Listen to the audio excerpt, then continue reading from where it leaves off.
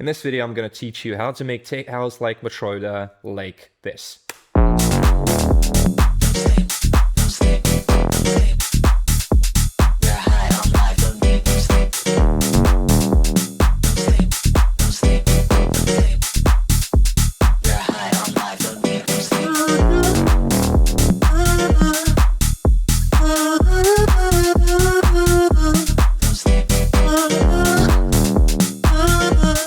Let's start with the bass line and the kick. So in the original one, if you listen to the kick and the bass, it's like it's pretty interesting kick. I got pretty close because again, we have to consider that the track is mixed and mastered. And I think it's more about the approach than like trying to get the exact same sound, right? So this is how mine sounds. If you want to take a look at the notes, you can copy, but you can download the project, so you'll have everything. So really quickly, let's go through the kick and what I did to the kick to make it sound good. So we have two layers. This is the original one.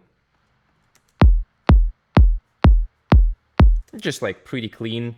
I did a little bit of saturation on the low band, a little bit of EQ like this, a little bit of clipping like this, and another filter and another EQ here. So quite a lot, but check it out. All right, so this all contributes to this sound. I don't want to be like too specific because you're gonna get the project, but this is the sound, right? So really quickly, one by one. And this is it. And then to get a bit more of this like distorted kind of like thumpy, punchy sound, I apply it a bit more here. And we can do clean tape.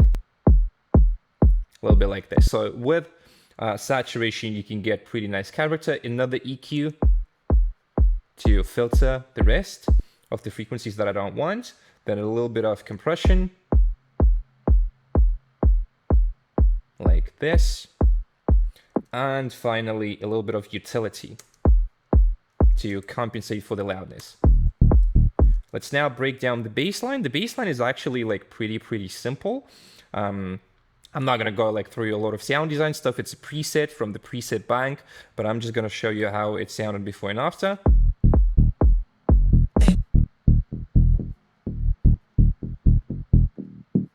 Right, so this is the bass line, pretty basic from Evo Sounds.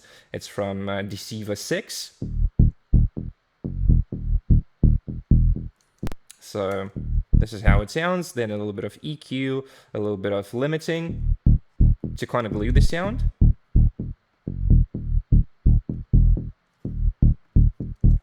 A bit of compression. And this is how it sounds all together.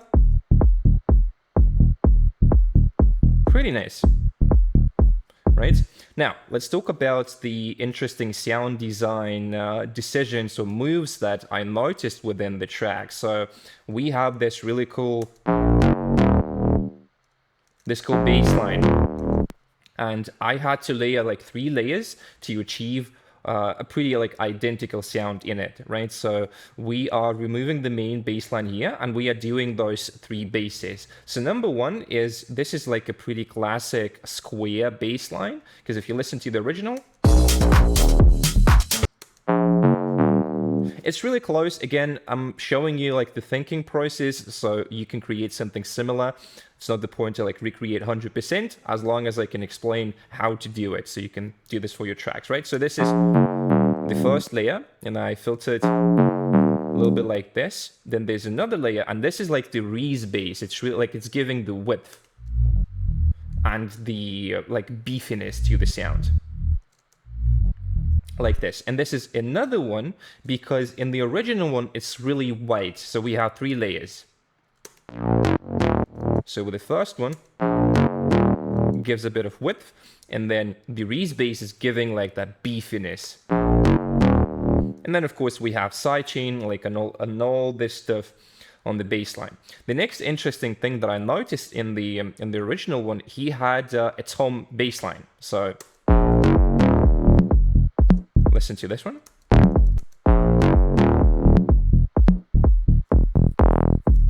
Then there is another bass layer, which sounds like this.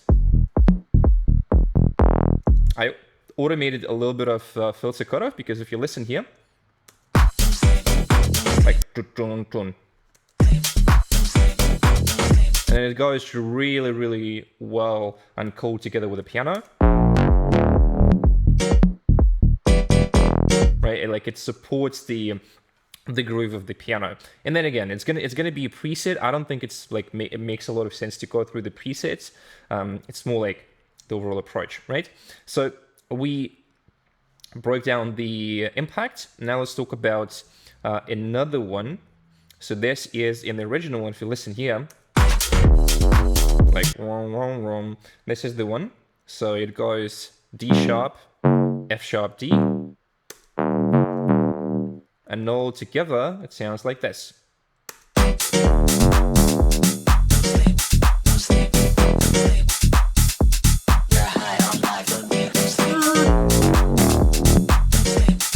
Right, so the bass line, it's pretty simple, and the biggest thing that I noticed with this track, like it's super simple, but a lot of, he put a lot of accent on the bass line, making it like interesting, yet like minimal.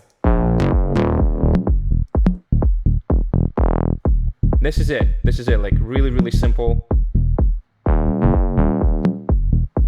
Now let's talk about the piano. So for the piano, this is actually like really, really simple. We are doing a minor chord, which sounds like this. Oh wait. And this is Korg M1, like a pretty classic, like signature house piano that a lot of tracks are using. So we are doing minor chord on D, and then we are moving like +1 semitone, creating this like a bit of like dissonant kind of, like it's minor. And then the way that it goes with everything else is like super, super cool. He also had, if you listen to the piano, it's really wide. Right, and if you listen to the original one, it is not as wide, so I had to put a little bit of processing. Right, I analyzed the way that the piano sounded, so this is what I did with the EQ, boosted here in like 3K, a little bit of top end, and then I did the famous Haas effect, which sounds like this. This is without.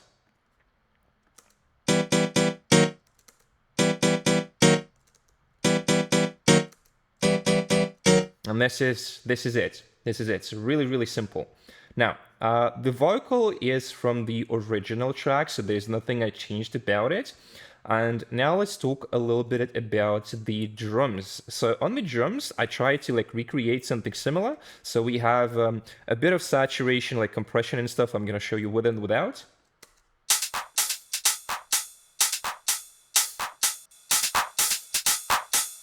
Like it's a little bit gritty, it's a little bit like dirty, so I had to apply a bit of saturation on the group here.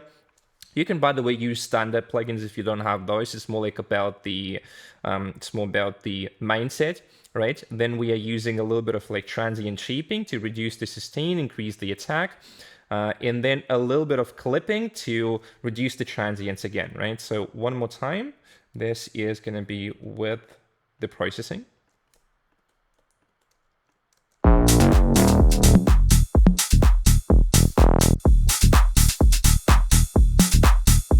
It just like makes it a little bit dirty, which was the idea for the track.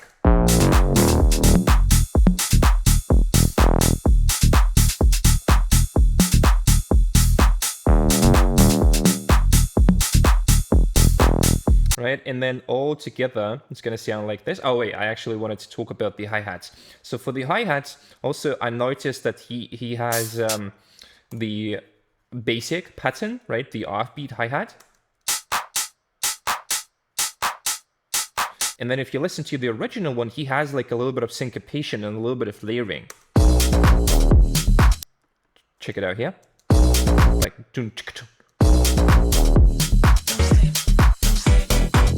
Like I didn't copy like 100% because like it's not really that important.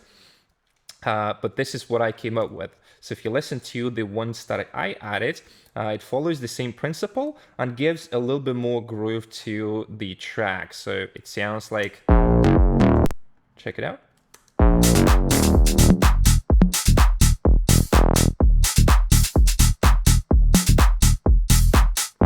Really nice. And then we have the classic rides.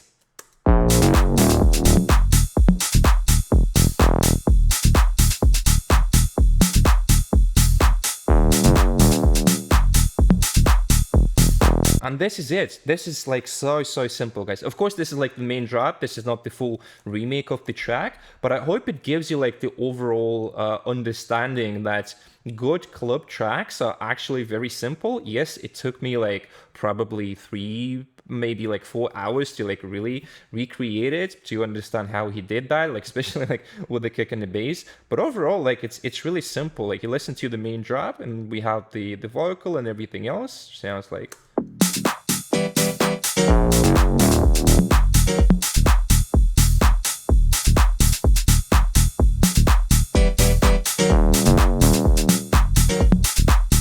With the vocal.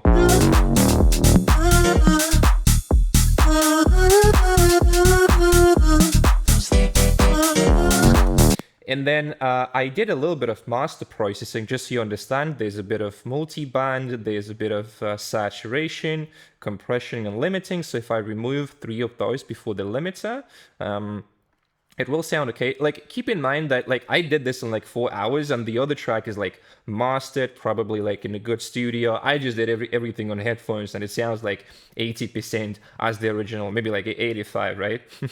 So one more time.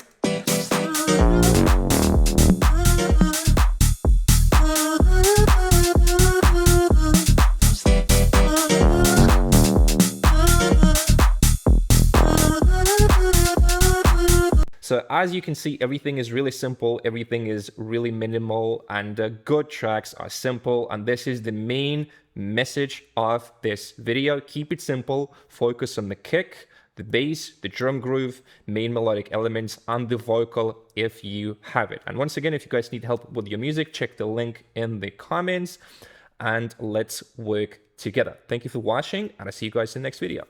Bye.